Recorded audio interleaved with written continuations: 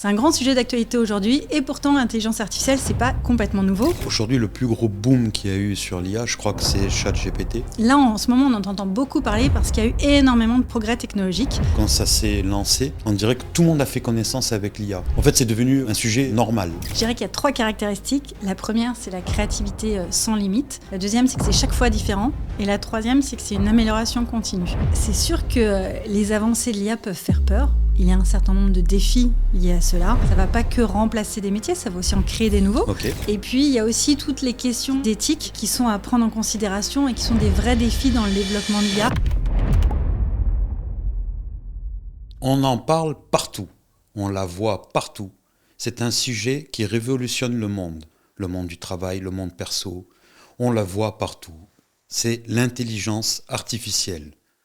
Elle est présente dans tous les domaines, vidéo, photo, écriture, organisation. Et aujourd'hui, parce que moi je ne suis pas un grand connaisseur, j'ai décidé de m'entourer d'une personne dont c'est sa spécialité. Et pour nous en parler aujourd'hui, je reçois Anne-Laure. Comment vas-tu ? Bonjour, enchantée, je suis ravie d'être avec toi ce soir. Et c'est un plaisir pour ma communauté.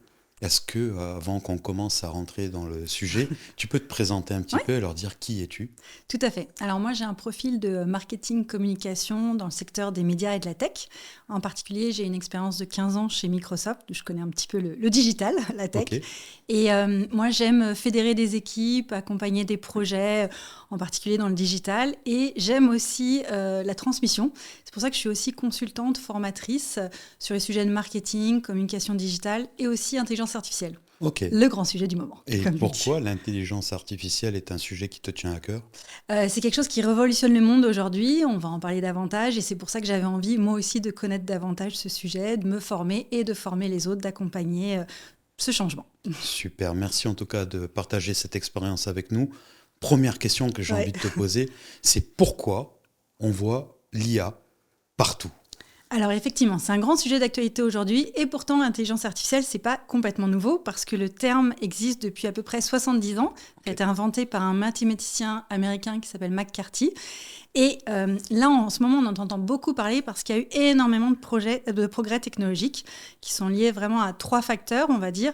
Le premier, c'est qu'il y a énormément de données, des données d'une quantité massive, le big data qu'on appelle, et qui permet du coup à l'intelligence artificielle, au modèle, de s'entraîner davantage, de progresser. Il y a aussi le cloud, qui est un deuxième élément important qui permet de stocker toutes ces données très importantes. Et le dernier élément, non des moindres, les algorithmes qui ont fait d'énormes progrès tous ces derniers temps et qui sont des modèles qui permettent de calculer de façon plus performante. Et donc, ces 3 éléments combinés font qu'aujourd'hui, c'est vraiment une révolution. On assiste à la 4e révolution industrielle. Donc, certaines personnes disent même que ça va être plus important que l'arrivée d'Internet dans nos vies il y a quelques années. Donc, c'est vraiment une très grande révolution qui a des impacts sur toute l'économie, sur tous les secteurs d'activité. Donc on en parle beaucoup, et en particulier ces derniers temps parce qu'il y a beaucoup de progrès sur l'intelligence artificielle générative qui permet de créer beaucoup de contenu facilement. Quoi, avant qu'on parle de l'IA générative, aujourd'hui le plus gros boom qu'il y a eu sur l'IA, je crois que c'est ChatGPT. C'est l'IA générative, ça. C'est l'IA générative, quand ça s'est lancé, on dirait que tout le monde a fait connaissance avec l'IA. En fait, c'est devenu un sujet normal. En fait, c'est parce que je pense que c'est accessible à tous. Okay. C'est-à-dire que l'intelligence artificielle, ça correspond en fait à des technologies qui permettent à des machines de réfléchir, d'agir de façon intelligente. Voilà. Et l'intelligence artificielle générative, c'est un sous-domaine de l'intelligence artificielle qui permet de créer des contenus. Okay. Et ça, c'est accessible à tout le monde beaucoup plus facilement. L'IA était déjà présente partout dans notre vie, mais on s'en rendait pas compte. Exactement, on s'en rendait pas compte forcément, on savait pas que c'était derrière telle application qu'on utilisait. Par exemple, sur les algorithmes des réseaux sociaux, c'est des IA. Exactement, ou même quand on est en voiture et qu'on regarde son trajet, le meilleur trajet derrière, c'est une IA avec un algo. Beaucoup de personnes de ma communauté sont des créateurs de contenu, les générateurs de sous-titres, par exemple, où on met des vidéos et ça génère tout seul des sous-titres, c'est des IA aussi qui existent depuis un moment. Exactement.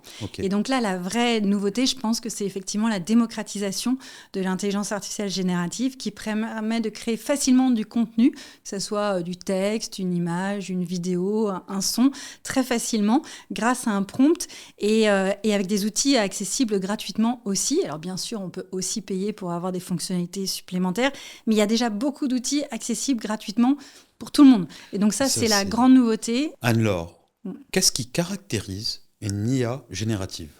Je dirais qu'il y a 3 caractéristiques. La première, c'est la créativité sans limite. La deuxième, c'est que c'est chaque fois différent. Et la troisième, c'est que c'est une amélioration continue. Et quand tu dis que c'est à chaque fois différent, je prends un exemple parce que moi j'utilise des fois ChatGPT, c'est à chaque fois que je lui pose la même question exactement, il va me répondre d'une manière différente. Effectivement, il va recréer une réponse. Okay. Et la réponse sera différente parce qu'entre-temps, il aura eu des éléments complémentaires pour progresser, pour s'améliorer. Des éléments que tu auras donnés toi, mais peut-être moi qui aurais posé une autre question, quelqu'un d'autre. Et il va s'améliorer. Quand tu parles d'éléments qu'on lui donne, c'est, je crois, des prompts. Effectivement, les prompts, c'est le mot qu'on utilise pour définir la demande qu'on fait à l'IA. En fait, c'est une demande écrite ou orale qu'on écrit. Il faut savoir que la façon dont on réalise un prompt va beaucoup influencer sur la réponse qu'on va obtenir de l'intelligence artificielle. Donc, c'est vraiment important d'en avoir conscience. Il y a quelques petits conseils clés qu'on peut avoir qui sont déjà savoir qu'un prompt, c'est en langage naturel. C'est pas comme dans un moteur de recherche où on met juste un mot-clé. Oui. Dans un prompt, on rédige une question. Comme si on parlait à un être humain. Exactement. C'est une conversation. Après, on a intérêt à lui donner un certain nombre d'éléments pour qu'il nous réponde d'une façon le plus intéressante possible, on va dire. Donc, dans les choses qu'on peut lui donner, c'est par exemple un persona. Lui dire, par exemple, à qui on veut que la réponse s'adresse. Si je veux que ça soit une réponse pour un enfant de 10 ans ou pour un chef d'entreprise, forcément, on ne va pas s'exprimer de la même façon. Donc là, il y a ça. Il y a aussi lui expliquer l'objectif. Que veut-on obtenir ? Lui donner du contexte. On va lui préciser aussi, finalement, le résultat attendu, le ton, la forme. On peut lui donner aussi des modèles ou des exemples pour l'aider à voir comment nous répondre. Et puis, l'avantage avec l'IA, c'est que si jamais on ne sait pas très bien comment faire notre prompt, on peut lui demander. Tout simplement. On peut lui dire, voilà, par exemple, j'ai besoin de faire un post sur LinkedIn pour mettre en avant voilà, telle chose et je suis tel genre de personne et qu'est-ce que tu me conseillerais de faire ? Et du coup, il va aussi vous indiquer tout simplement différentes idées et il va guider comme ça. Et en fait, comme c'est une conversation, c'est pas grave si on n'a pas tous les éléments d'un coup. C'est pas grave, l'ordre, on peut les changer et on peut toujours améliorer. En fait, c'est une conversation. C'est la différence d'une recherche dans un moteur de recherche où chaque recherche, ça revient à zéro, on va dire. Alors que là, c'est comme une conversation entre nous. Exactement. Et mais aujourd'hui, si on sait bien prompter, on utilise mieux l'IA et ça peut nous apporter des opportunités. Ouais. Mais avant qu'on en arrive aux opportunités, il existe des formations de prompt. Exactement. C'est comme ça qu'on dit, de prompt des formations de prompt ou des formations tout simplement pour savoir ce qu'est l'IA, comment on peut l'utiliser. Alors, il y a beaucoup de formations qui existent sur le marché. Par exemple, un des centres de compétences qui est connu, c'est le FEV d'Allos Compétences qui propose beaucoup de formations sur l'IA. Moi, par exemple, je suis en charge de la formation IA pour les managers pour eux. Et voilà. Mais effectivement, il y a beaucoup de formations et ça vaut le coup de se former pour apprendre à bien l'utiliser parce que c'est un outil. Et voilà. Du coup, ça nous apporte quoi comme opportunité ? Bon, imagine que moi, je sais très bien utiliser l'IA en général. Ça peut m'offrir des opportunités, ça peut m'ouvrir des portes. Alors, ça, en fait, c'est en train de révolutionner le monde du travail, mais aussi notre vie quotidienne. Et donc, avec l'IA, on a beaucoup d'opportunités en termes de gain de temps, de productivité, mais de créativité aussi. En fait, les possibilités sont très nombreuses et en fait, chacun, selon son profil, on va pouvoir trouver des avantages des bénéfices plus ou moins différents. C'est aussi pour ça que, par exemple, il y a des formations qui sont adaptées au monde des RH ou au monde de la finance. Voilà, chacun selon ses besoins. Et puis, il y a des formations plus généralistes qui permettent à tout à chacun de comprendre comment fonctionne l'IA, comment mieux l'utiliser en fonction de ses avantages. C'est génial. On va parler d'un sujet de prédilection que moi, j'utilise beaucoup, c'est le management. Ouais. Et aujourd'hui, je crois que l'IA peut aider un manager. Ouais. Alors moi, je n'arrive pas à savoir comment. Et je voudrais que tu m'expliques, parce que moi, je parle beaucoup d'humain dans le management, de bienveillance, de communication. Mais comment aujourd'hui un manager peut être plus performant avec ses équipes en utilisant l'IA? Alors, on pourrait même parler de manager augmenté. Il y a cette expression qui existe pour justement des managers qui utiliseraient l'intelligence artificielle de façon bénéfique.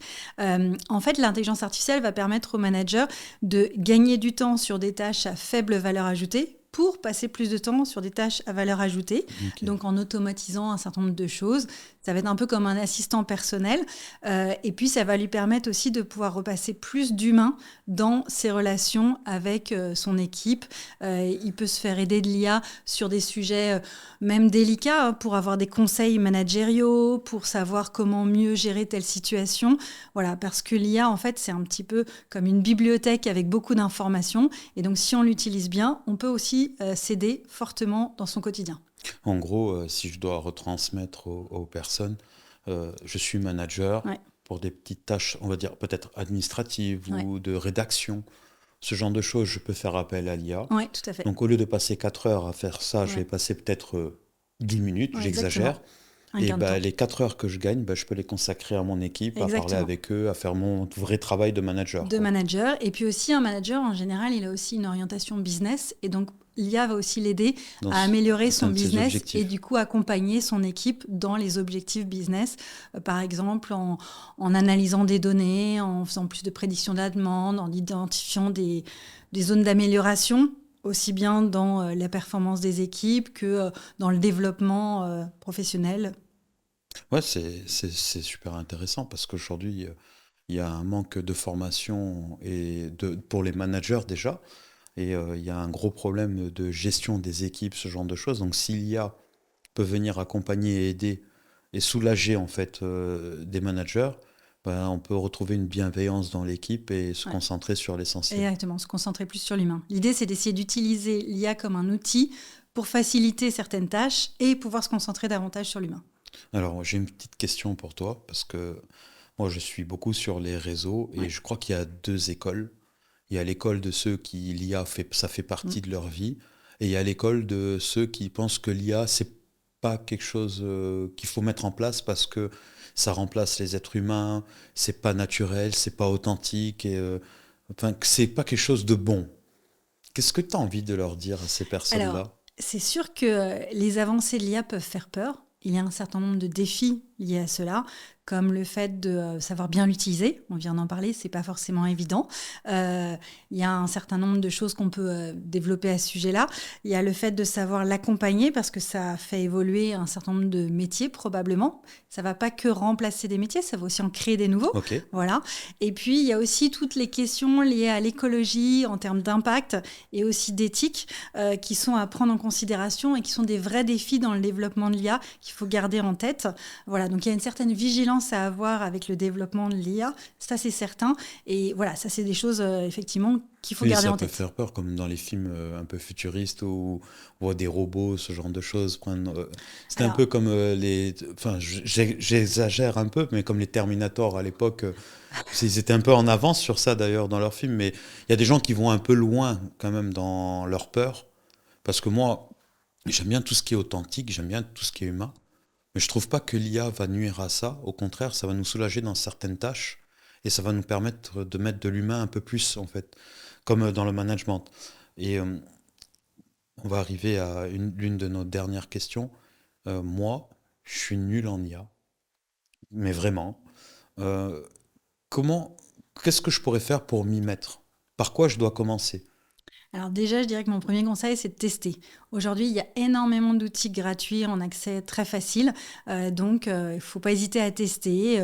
Tester d'écrire un texte, tester de créer une image. Voilà. Très facilement, tu peux essayer. Voilà. La deuxième chose, j'ai envie de dire, c'est de rester vigilant. Il y a quand même des attentions à avoir, comme par exemple, on fait attention à ses données personnelles. Pas partager tout et n'importe comment, mais c'est comme dans la vie de tous les jours, on ne va pas donner son numéro de carte bleue ou son adresse à n'importe qui. C'est pareil avec l'IA, en fait. Il faut faire un peu attention à ses données personnelles. Il faut aussi avoir conscience que l'IA peut avoir quand même certains biais, stéréotypes qui sont diffusés parce que les gens qui créent l'IA aujourd'hui ne représentent pas toute la population, mais une certaine partie de la population. Et donc, selon les données sur lesquelles l'IA s'entraîne, il peut y avoir des biais. Et d'ailleurs, l'UNESCO a alerté là-dessus en mai dernier, dernier en disant attention là-dessus, donc il faut rester vigilant. Et puis effectivement, l'IA peut se tromper aussi, elle peut faire des erreurs, donc il ne faut pas copier-coller bêtement une réponse ou quelque chose qu'on a de l'IA, il faut un peu s'interroger. Voilà. Et je dirais qu'en dernier lieu, bien sûr, le meilleur conseil, c'est de se former pour apprendre à bien utiliser l'outil de façon pertinente et intéressante, et voilà, donc se diriger vers des centres de formation comme le FEP Dalloz. Et toi, tu connais bien un centre de formation qui assure sur ça ? Peux-tu nous le présenter un petit peu ? Oui, le FEP Dalloz Compétences, donc c'est un centre de formation qui est assez important en France, qui propose de nombreuses formations, que ce soit sur les soft skills ou des formations sur de hard skills. Et effectivement, sur l'intelligence artificielle, ils ont développé tout un grand pôle qui soit des formations courtes, des formations plus ou moins longues. Donc j'ai envie de dire, on trouve de tout. Allez sur le site internet et voilà, il y en a pour les managers, il y en a pour les RH, il y en a pour les différents... Voilà, selon votre profil, vous retrouverez quelque chose qui vous conviendra. Avant que tu arrives, je ne savais pas trop ce que c'était l'IA. Aujourd'hui, j'en sais un peu plus. Ceux qui nous écoutent et qui nous regardent, je pense qu'ils ont appris énormément de choses. Merci beaucoup. Mais avant que tu partes, tu sais, j'ai écrit un livre. Oui. Je vais me lever sans casser le micro. Et je voulais te l'offrir. Merci beaucoup, super. Je t'avoue, je l'ai déjà lu. Tu l'as déjà lu, ouais. Je suis ravie d'avoir un exemplaire. Je vais peut-être pouvoir avoir une dédicace, du coup. Ça y est, il est déjà fait. Génial, merci beaucoup. Et merci pour ta venue. Si on veut te contacter, si on veut prendre contact avec toi, on fait comment ? Tout simplement, Anne-Laure Tenaillon sur LinkedIn, c'est très facile. Il y a sur LinkedIn, c'est ton réseau de prédilection. Tout à fait. Okay. Et puis, écoute, merci beaucoup pour ton invitation. Avec plaisir. Ravie de voir que l'humain est au cœur de tes discussions, de tous les échanges, de tous les podcasts. Merci beaucoup. Merci à vous et à très vite pour un prochain épisode. N'oubliez pas de liker, de partager et de faire en sorte que ce soit vu parce que cet épisode peut aider beaucoup de personnes. Ciao.